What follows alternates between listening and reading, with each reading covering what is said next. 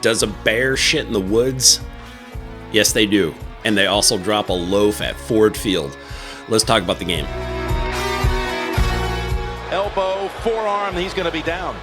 The result of the play is a touchdown. The flag that was thrown on this was picked up.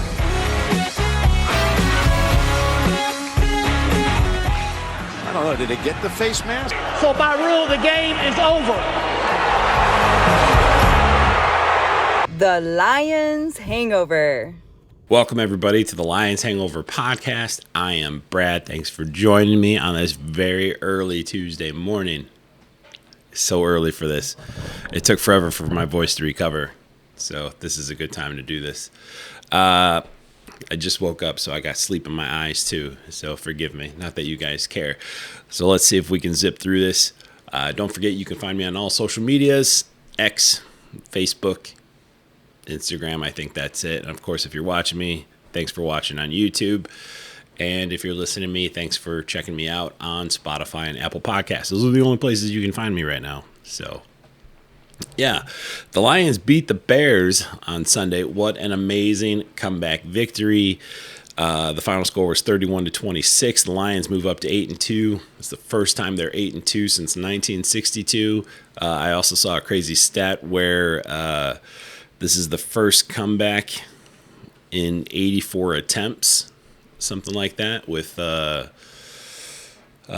other team has been trailing by 10 points in the last 3 minutes and won, something like that. So now teams that were trailing by 10 points or more with 3 minutes left, they were like 0-83 or 0-84. Now they're 1-84, the one being the Lions. So that's also pretty impressive. So let's go ahead and check out the game. Let's discuss it. Jared Goff had a horrible game. And there were even some boos at Ford Field, and I saw Dan Campbell say something like he doesn't know why they were getting booed. I think it was because Jared Goff was throwing 3 interceptions in the game, and lack of aggressiveness from the offense and even the defense. You could probably cut the defense a little bit of slack, even though Justin Fields ran all over them, but they were on the field twice as long as the Bears defense. I think the time of possession was something like 40 minutes in favor of the Bears to 20 minutes in favor of the Lions. That defense is going to be tired. So for Hutchinson to come up with that huge play at the end of the game is just amazing. What a freaking unbelievable comeback. And I have to say, Bears fans, you suck. Bears fans suck.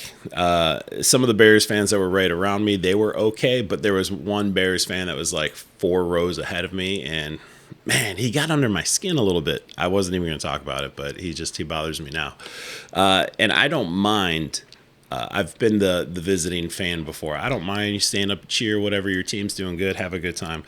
It was constantly just turning around and taunting us that got a little annoying, and that dude got under my skin. Bears fans, you suck. I'm sorry. But it was a good game, and in the end, I think we had the last laugh. So let's break down the scoring plays.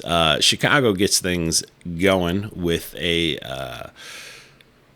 Deontay Foreman right tackle for 1-yard touchdown, and of course Mr. Santos with the extra point. Then with 3 minutes left in the first quarter, Mr. Jared Goff throws his first interception right to Stevenson. It was intended for Sam Laporta, but yeah, Stevenson 5-yard return. This is interception number 1. So Lions defense starting to make a stand. They force Chicago to punt just after 9 plays. And then with 1:39 left in the first quarter, guess what? Here comes interception number 2. This time the interception goes to I'm sorry. That was the end of the first quarter. So this interception goes to Edwards of Chicago. It was intended for Donovan Peoples-Jones. He didn't have much of a game today, but I did see that pass was intended for him. A lot of the passes, I think 2 of the 3 interceptions looked exactly the same, where the ball was just going right down the middle of the field. Not a whole lot of awareness by Jared Goff. These interceptions, I completely blame Jared Goff. It's not like one of the balls was tipped or anything like that. So just not a good day. And look, those days happen, but it's unfortunate that they all happened today, like in one game. 3 interceptions, 4 turnovers altogether because Craig Reynolds had a fumble. I don't blame Craig Reynolds for that fumble, though. He got hit hard, and I hope he's feeling okay today. There was a fumble by the Bears that was recovered by recovered by Sutton. I think that's what it says. This is the first time I'm looking at this format for the play-by-play, so I'm just trying to read it right. It summarizes it a little bit more in a way that I'm not used to, but I wanted to include the turnovers as they happened in the game. Usually I just go by the scores, and I'm like, oh yeah, and Jared Goff had an interception. This time I'm trying to put them in order here, so I'll get better. Plus, I just woke up, seriously, like 10 minutes ago. I just turned on the lights and the camera, and here I am. Give me a break.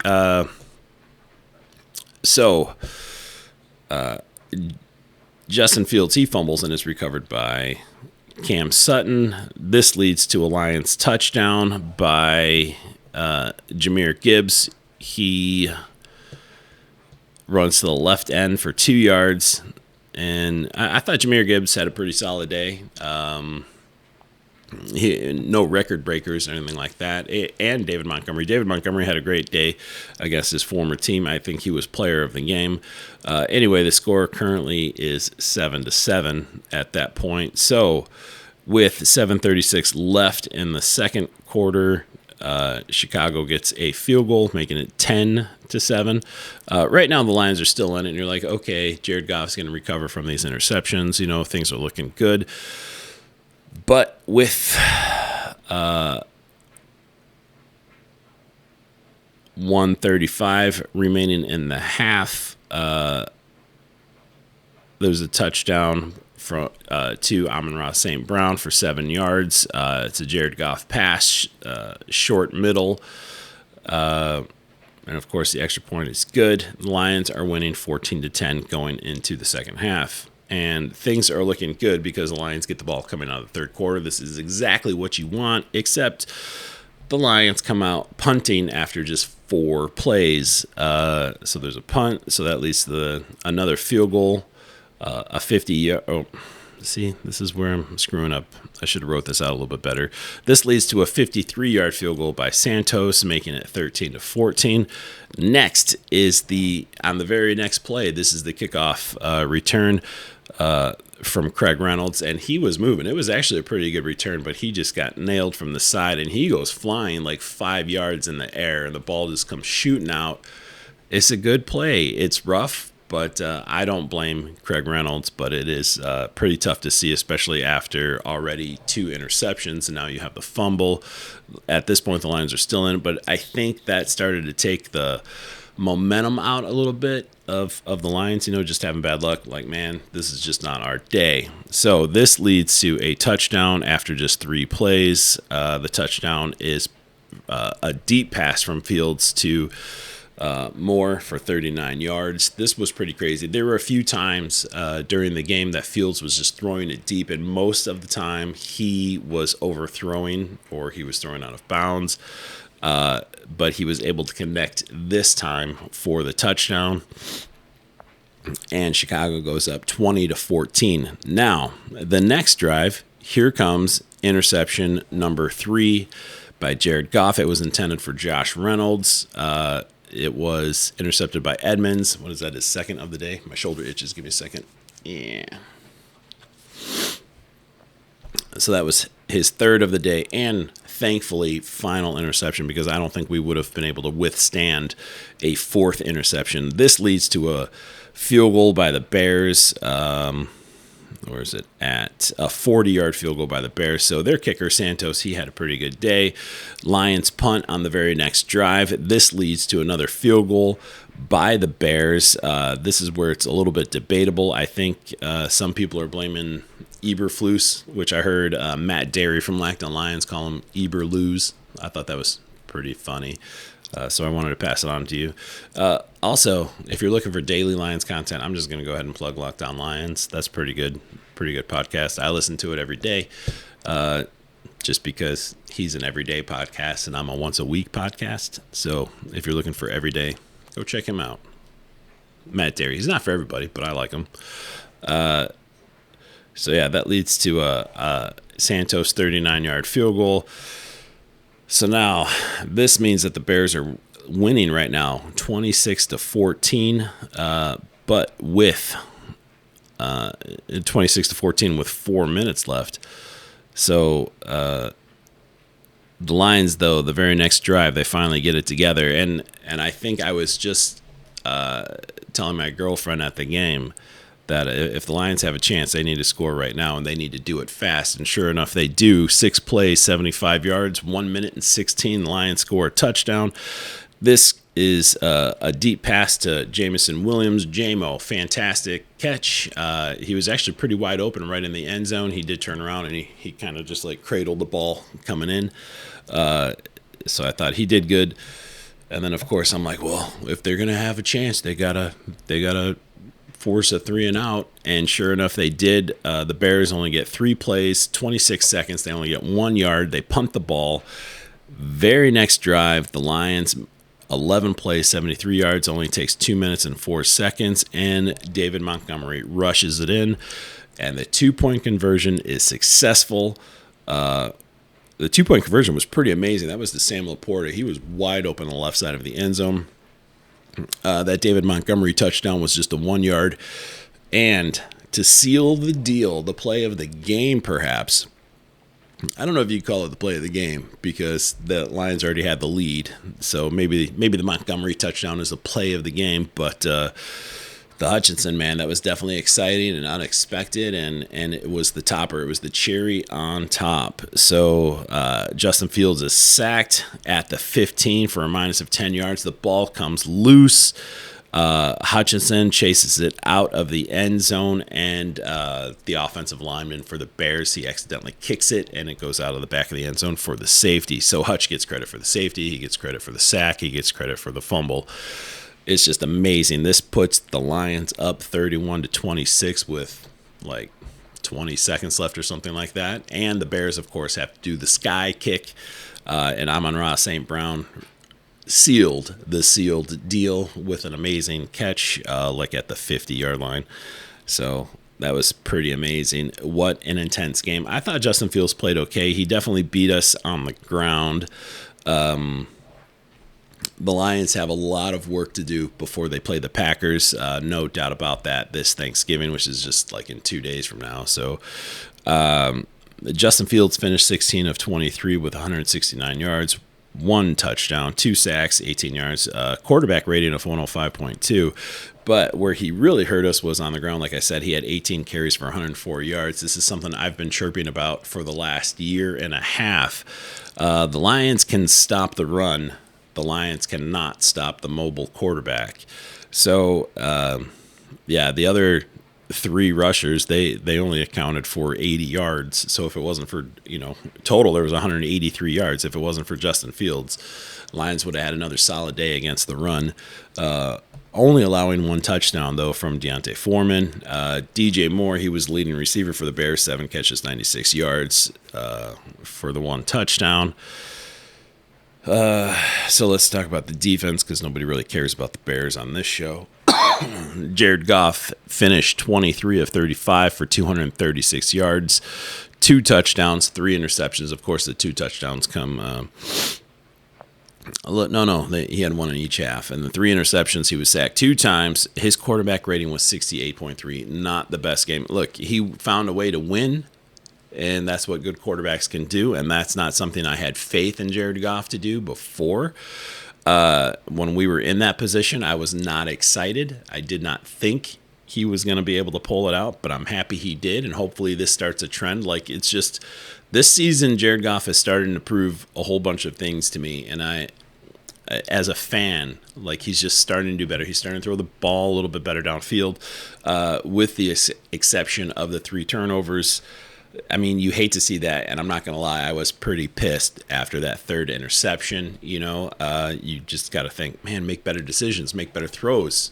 You're a quarterback, and you want to be considered elite, but you're not playing elite, not in a time like this. But, hey, a comeback victory erases all of that, because it's like you win the game. Those 3 interceptions never even happened, man. Other than a stat sheet, they didn't affect the game at all because we won the game. So,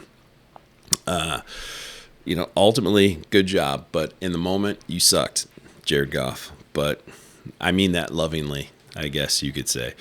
David Montgomery, he was the leading rusher today, 12 carries for 76 yards, 6 yards a carry, 1 touchdown. Jahmyr Gibbs, 8 carries, 36 yards, 1 touchdown. I thought Jahmyr Gibbs had a pretty solid day because he also had 59 yards on 6 receptions.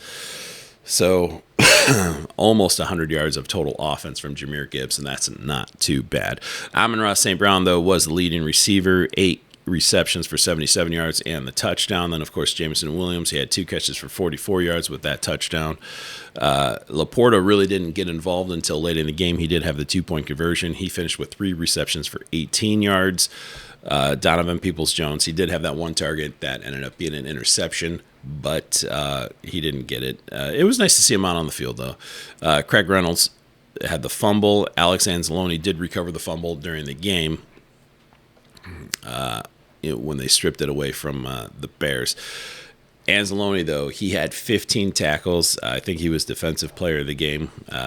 11 of those tackles were solo. He was everywhere on the field. And you know who else had a fantastic game? I thought was Brian Branch. He had 3 tackles for loss. He was, when the Lions did stop the Bears, I thought he was stopped Justin Fields. I thought he was a big part of that with his 3 tackles for loss. He also had some pass interference calls on him. I'm not sure if that is justified. I thought that some of those were a little bit weak, especially there was one in the end zone, and that ball was not even catchable. It was like 10 yards out of bounds. Just Justin Fields completely overthrew him. I hate those. Like, I just wish those would not get called. If the ball's not catchable, is it really pass interference? Like, dude's throwing it out of bounds. But then I guess you play the what if game. Like, oh, well, if he wasn't being held, like maybe the quarterback could have, thrown it more accurately. I don't know. Josh Pascal, he also had a tackle for a loss today. He finished with 5 tackles. Cam Sutton finished with 5 tackles. Our man Hutch finished with 6 tackles. 2 of them were solos, and of course he got credit for that sack. Aleem McNeil also had a sack. I thought Aleem McNeil had a pretty solid game. He's having a good year, I think. John Kaminsky had 2 tackles. I think he started to step it up, man. We haven't really said his name at all this year, and he was kind of a presence last year. At least he was really noticeable when he was on the field, and not so much this year, but I think, the Bears game was a step in the right direction. Riley Patterson, not a single field goal. Jack Fox, he had 2 punts for 97 yards, and both of those were inside the 20, so Jack Fox had a solid game as well. It says the Ford Field was only 99% capacity. Only 63,873 people showed up out of the 64,500 people that supposedly had tickets. So up next, it is the Lions versus the Green Bay Packers for Thanksgiving. Let's see. The Packers, they won, didn't they? Green Bay Packers. Oh, I accidentally typed Packettes. That's not good. Let's just do a Google search. Yeah, Packers. And who did they play? You guys like hanging out at this moment, don't you? Yeah. Green Bay Packers. They beat the Chargers. Come on, why is it so easy to find the Lions stats?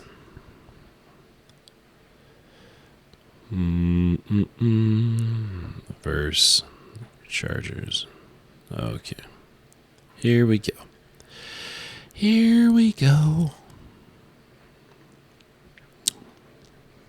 Just tap that.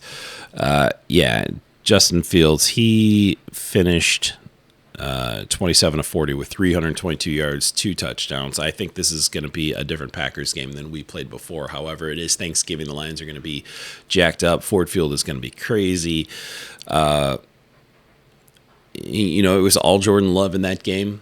So I don't know if he's I know he's starting to play better, but I don't know if he's establishing himself as quarterback 1 for the Packers. Not a whole lot of a rushing presence from the Packers this past week against the Chargers. It was definitely all Jordan Love. Wicks and Dobbs and even Reed were sort of the leading receivers. Wicks had 3 receptions for 91 yards. Dobbs had 5 receptions for 53 yards and a touchdown. And Reed had 4 catches for 46 yards. So it looks like the ball was spread out pretty good. What does this mean for the Lions? I mean, I think the Lions are okay against the pass. I think the weakness is strictly against a mobile quarterback. I think a mobile quarterback creates problems for the Lions. The Packers only won 23-20. It was in Green Bay, so they have a short week. We have a short week. It'll be interesting to see how it plays out. This should be a victory. I think the Lions will be able to handle Jordan Love.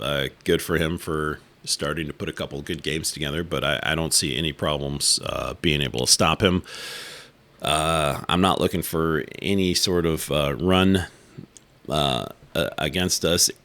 A.J. Dillon had 14 carries for 29 yards. I think that's going to be a similar stat line for the Lions. The Lions' run defense has been pretty solid all year.